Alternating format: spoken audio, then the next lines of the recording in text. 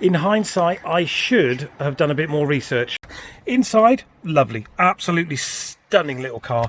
Really like this. There's no compression in cylinder 2. The engine management light was on. It's bangity bang bang bang and all over the place. This could be the most catastrophic buy I've done yet, because a new engine fitted in here is going to be £2,000. I'm hoping to God I pulled the trigger, did a massive gamble, and it's going to come out and pay me in dividends.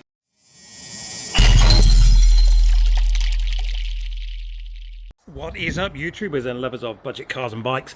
Welcome back to another quite interesting little project that's just turned up. Another one of my kind of salvage bargain buy cars that was delivered a couple of days ago from Cinetic, from that company I used before to buy the Hyundai i30. I had a pretty good result with that one, so I'm hoping you've seen that video. I'll link it in up here somewhere. Anyway, this one was, basically I had two cars that I was interested in. One was a Corsa, one was this. This isn't actually a crash damage car. There's no flag on it at all. It's not Cat N, Cat S, Cat X, nothing. But it did say in the description that it had a misfire on cylinder 2. Now, in hindsight, I should have done a bit more research, but it was the day of the auction and it was coming up and I didn't really have enough time. And I thought, right, okay, well, my limited knowledge, it's entirely possible. It could just be a coil pack. It could be a spark plug. It could be maybe the timing belt, you know, it wasn't timed properly. So I started bidding on it and I did win it. And I'll talk to you all about the money in a minute. But this is it. It's a 2013 Ford Fiesta 1 litre EcoBoost Z-Tech. Even though on the back it says EcoBoost on the, well, it's an EcoBoost engine, but on the back here it actually says Econetic, which confused me a little bit. Anyway, 5-door saloon. As I said, it's the Z-Tech, so it has all the toys. No damage to speak of. As you can see, it's a really nice looking car. Now, the Fiesta is a car, this MK7 Fiesta is a car that I've wanted to try for a while, and that's one of the reasons I pulled the trigger on it. It has a tiny little scuff down here, which I'm 90% certain will polish out. And there's a tiny, I don't even know if the camera will pick it up, little scratches just over here, which again will polish out. That's it. No scuffing to the wheels. The interior is, let's see if I can get it open. Yeah, I'll get the right key. There we go. No folding mirrors, which is a bit odd, but the interior is, as you can see, pretty immaculate. Inside, lovely. Absolutely stunning little car. Really like this. Nice and modern. We'll pop up the bonnet. Obviously this is just a quick kind of opening video because I'm going to tell you all about this car in a minute and what's actually happening with it.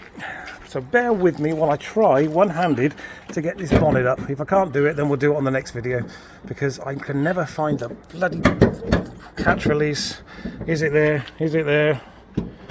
No, I can't find it. All right, anyway, it's irrelevant because I'm going to tell you all about it in a second anyway.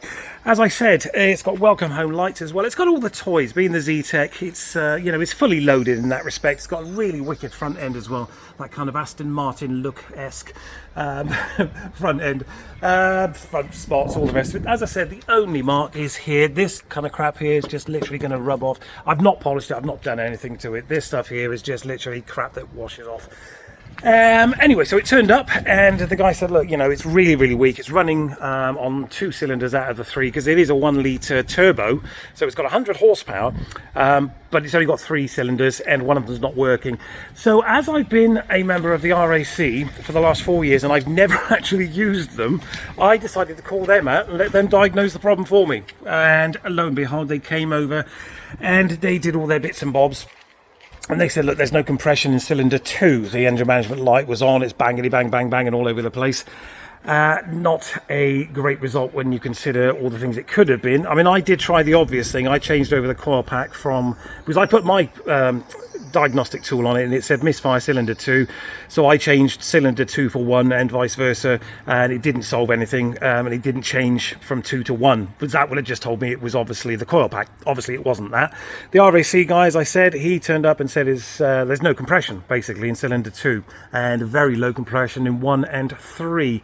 Now, apparently, after reading up after I bought the car, it seems that's an incredibly common issue with these 1 litre EcoBoost engines. They are just a bloody nightmare. They actually call them the EcoBang engines because the lifespan is about 40,000 miles, apparently. This has done 60,000 miles, by the way, and it's got a full MOT with no advisories till next April 2022. Another reason I bought it. 2 keys, logbook, service history, everything. That's the reason I bought it, thinking it'd be a quick fix. It doesn't seem like it's going to be, guys. This could end up being a real bloody drama because from what I can see, you've either got to rebuild the engine or you've got to get a new engine. So as you can imagine, doesn't matter how cheap this car is. I mean, I'll talk to you about that on the second video because I'm in limbo with this at the moment. This could be the most catastrophic buy I've done yet because a new engine fitted in here is going to be £2,000. So it doesn't matter if this car was 500 quid. If you think about it, if I've got to spend 2 grand on a new engine, that could be my biggest cock up yet. Bird poo all down the side as well. Thanks for that, guys. Beautiful car, lovely inside, no damage, 2 keys, as I said, history, logbook, everything's perfect, but it's a bloody ornament at the moment because, as I said, if I have to put a new engine in this, that's going to be £2,000. It's going to crucify me, and it was all my own fault. I can't even blame the salvage company. You know, they wrote it as it was, misfire cylinder 2, and I bought it. I took a gamble on it. Now, there is some possible good news. After doing some research, I got onto the forums, and it seems that Ford know all about this. It's, as I said, it's that common that they know all about it. Something to do with the coolant pipes from the expansion tank. They do something, and it blows the engine basically.